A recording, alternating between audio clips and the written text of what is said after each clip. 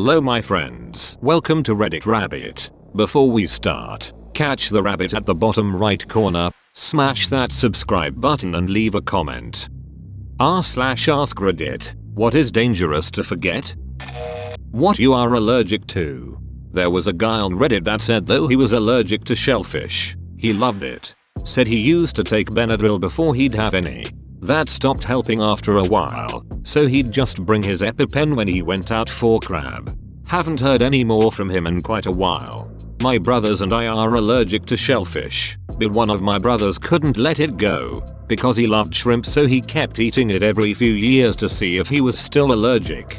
His lips would balloon up like Jinx and we would tell him what an idiot he was, but about 2 years ago, he stopped being allergic. The rest of us are still allergic.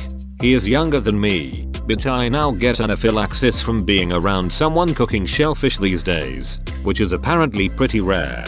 So his is gone and mine is a lot worse.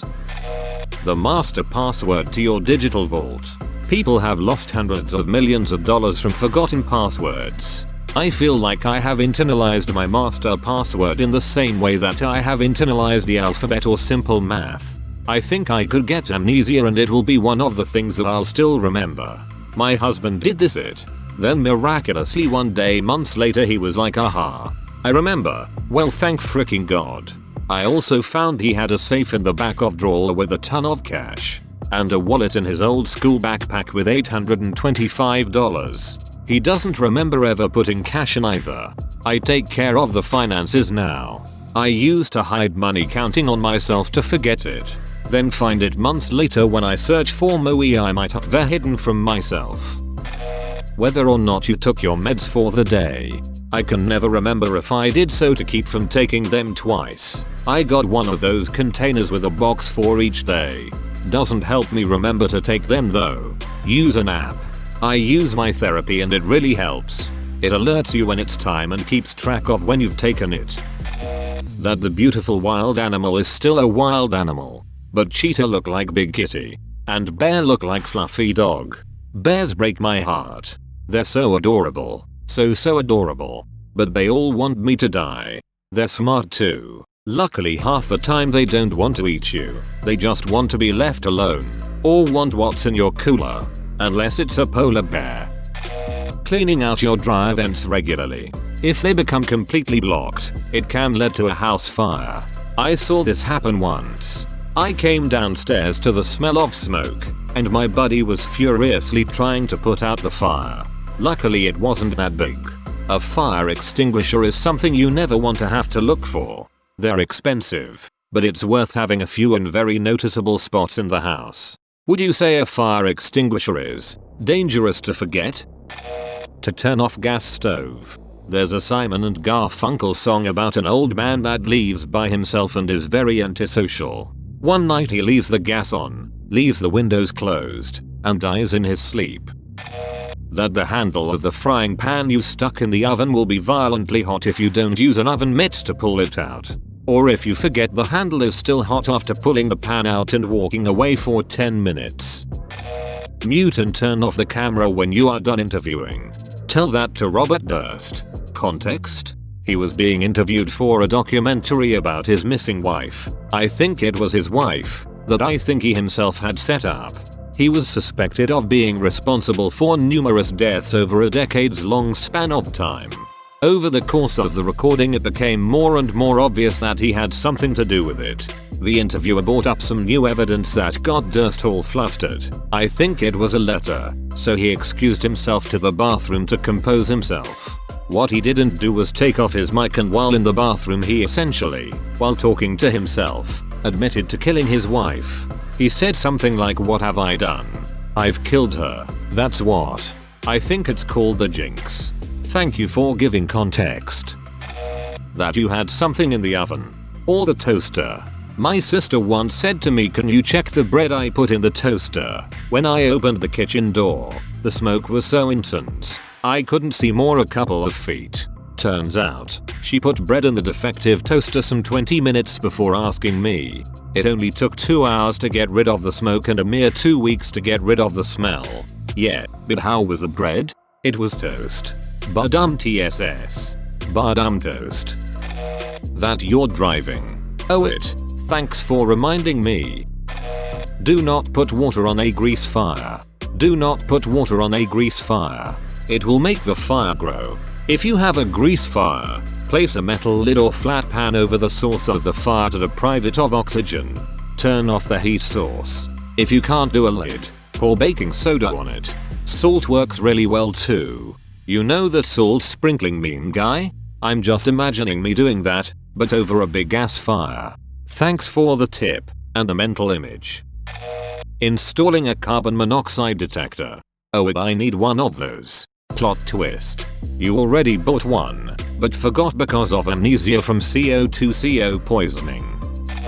Under the right circumstances, electricity can kill you instantly, and unless you're an electrician, you probably don't know what the right circumstances are. That you shouldn't just mix whatever cleaning supplies you have available. Some of it can form a deadly gas and kill you ASAP. Ammonia and chlorine bleach specifically. A very real danger. Also, don't put bleach cleaner in your toilet bowl without flushing. There's some ammonia in your waste, and even though it probably won't kill you, it probably won't feel good.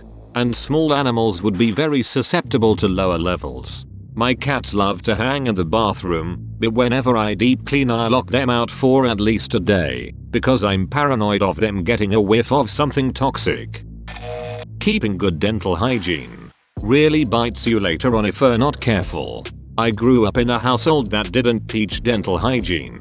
32 and on Wednesday I start my first of 6 procedures to get my mouth fixed. 6k worth of work. So nervous, but so excited for the future. Please stress this to your kids. To the point of scaring them. I wish I had listened. I caught up when I got a little older, but I still lost one tooth to an internal resorption, had 4 root canals, and lots of other work done. When the warning label on something reads inflammable, it means that it's highly flammable. It will burn easily, not otherwise. Flammable and inflammable are synonyms. This is a primary example of the stupidity of the English language. Ever heard about the German word umfahren? It can be used to say driving around something and running something over. It is its own opposite. That's so stupid, what the frick? Your parachute. You don't need a parachute to skydive, you just need a parachute to skydive twice. It's hard to argue with that assessment. Know what else is hard? The ground. The face of your father. That never ends well. That you're not wearing the pants with the keys, but went to the store in your joggers for like once in your life, because you were hungover. Because then when you get back and stand outside your door like a proper fool, you realize that your phone is still in your apartment as well. Not that it would matter too much since your flatmate would sleep through a civil war and probably won't wake up for hours. That you're not immune to propaganda. The amount of people who think they're too smart to fall for propaganda is scary as frick.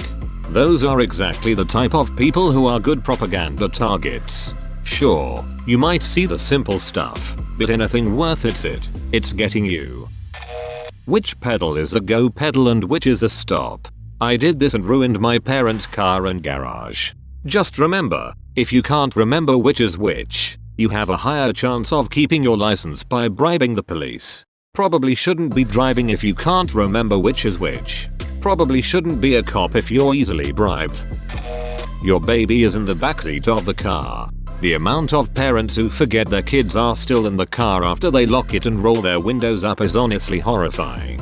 Especially here in Florida, cars turn into ovens and will practically fry your infant child inside out. I can't even handle driving with the windows down with no AC. I couldn't imagine what it's like for a small infant who's still strapped in to be sweating and crying for someone to get them out. I couldn't imagine the physical pain of coming back and your child isn't moving and is in a pool of sweat. Nuclear launch codes. In the 50s 80s the code was 0000. That putting a croissant in the microwave for 20 minutes has a different effect than it being in an oven for 20 minutes. I like how specific this one is. Don't invade Russia in the winter. My birthday. My birthday. That the gun is loaded. You should always treat it like it is loaded. Exactly. I don't even own a gun and I know this it. I also don't own a gun. I don't even know anyone who owns a gun. Must have heard this many times before. Your girlfriend's birthday. No problem if no girlfriend.